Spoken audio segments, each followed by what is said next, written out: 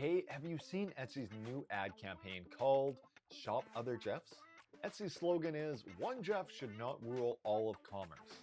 That's an actual line from Etsy's newest ad campaign. And I think we all know who Etsy is taking aim at, and no, it's not Jeff Goldblum. Etsy's newest ad campaign was timed to launch right before Amazon Prime Day. Etsy, the place where you go for cheap 3D printed parts from overseas sellers, was trying to promote itself as the marketplace for small artisan sellers.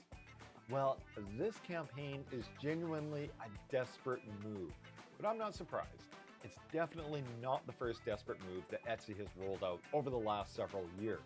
So recently, Etsy has tried buying its way out of trouble. It's tried squeezing its own sellers for more money, and even handing influence to an outside hedge fund.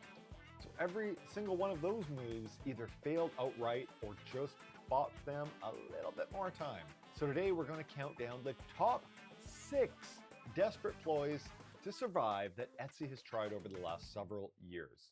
Etsy was founded in Brooklyn, New York in 2005, and it was built around one main idea: handmade and vintage goods sold directly by the people who make them.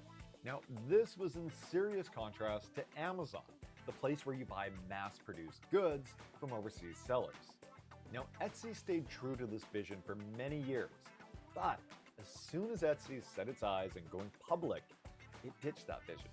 So when you go IPO, investors want to see huge revenue, and in an attempt to become a marketplace rivaling that of Jeff's company, it made a huge change in 2013 that changed Etsy forever.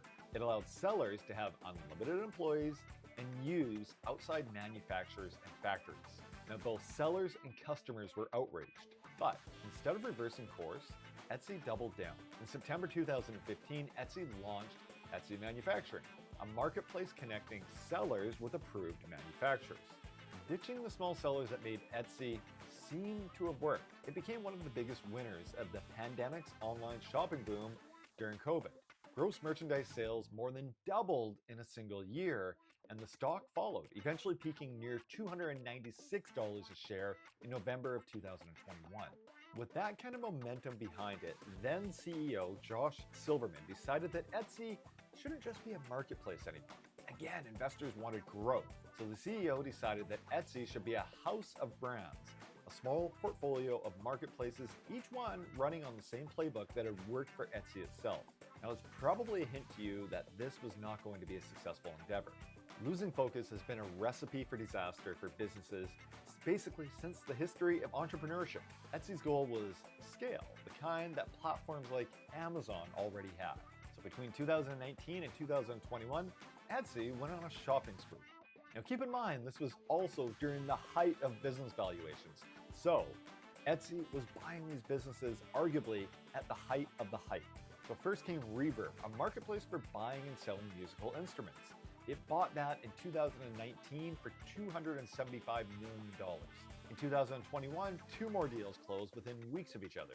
Elo7, sometimes called the Etsy of Brazil, for $217 million, and Depop, a fashion resale app built around Gen Z shoppers, for a staggering $1.625 billion.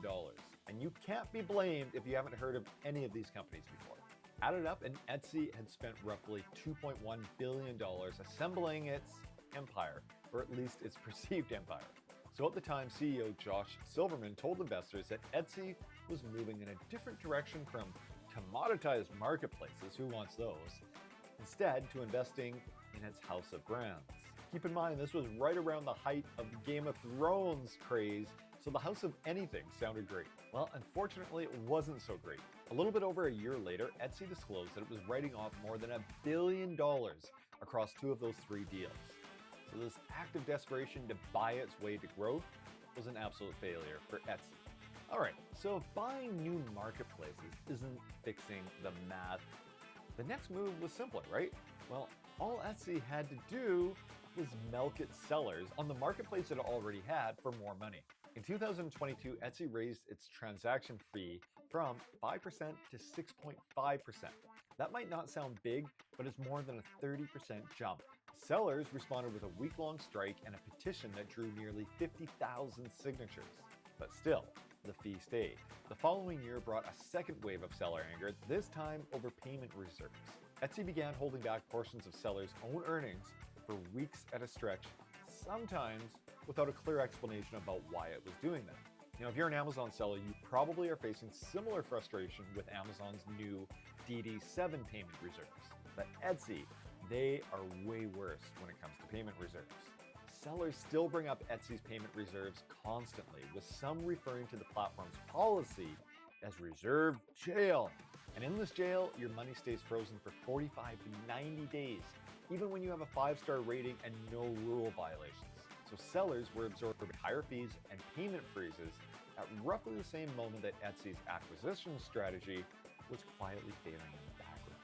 Now, it didn't fix anything though. It just made the people that Etsy needs most furious at it. By February 2024, Etsy's own fixes weren't working, so somebody else showed up. So in one more act of desperation, Elliott Management, the activist hedge fund that's previously gone after eBay, Twitter, and AT&T, disclosed that it had roughly a 13% stake in Etsy, and they wanted a seat on its board. Now, investors were absolutely thrilled by this news, and Etsy stock jumped almost 14% the day that this news broke. That's right, investors were more excited about an outside hedge fund joining the boardroom than about anything Etsy ever did with its own leadership over the last several years. So this desperate move from an outside investor to bring change to Etsy was probably the only successful strategy on this list that actually led to some positive improvement for Etsy.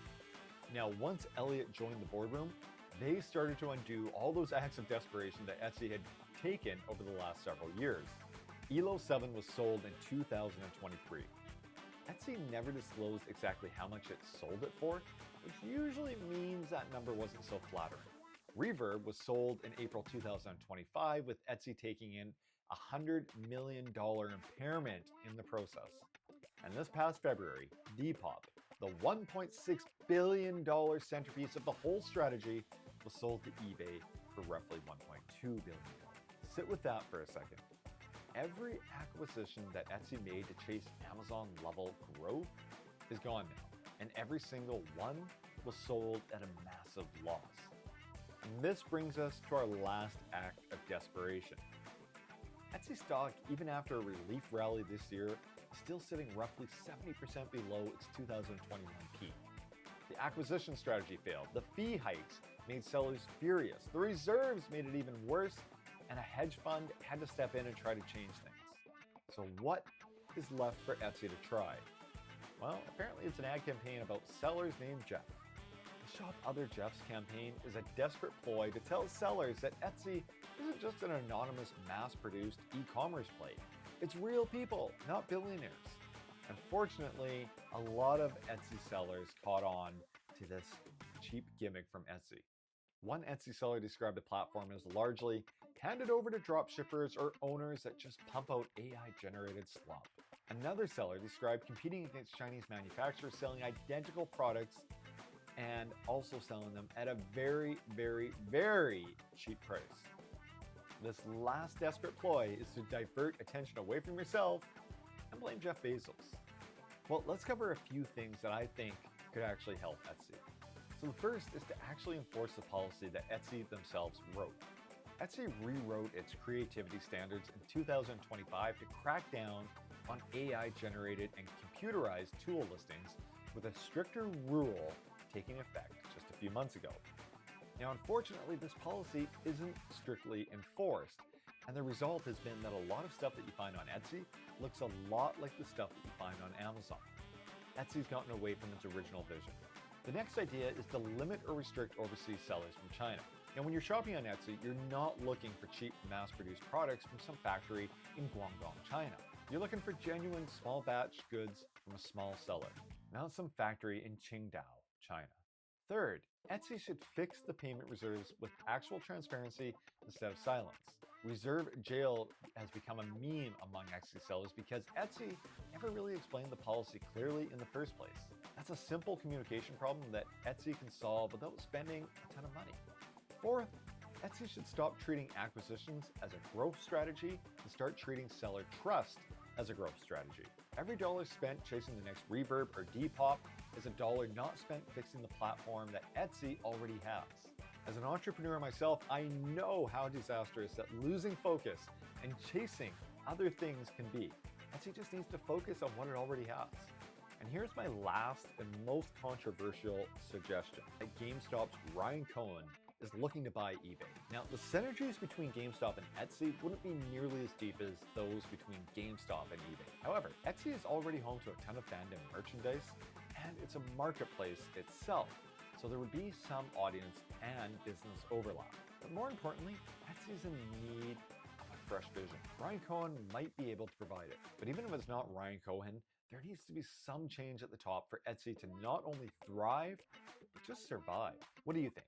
Can Etsy ever get back to its success of many, many years ago? Drop a comment down below, and until the next one, happy selling.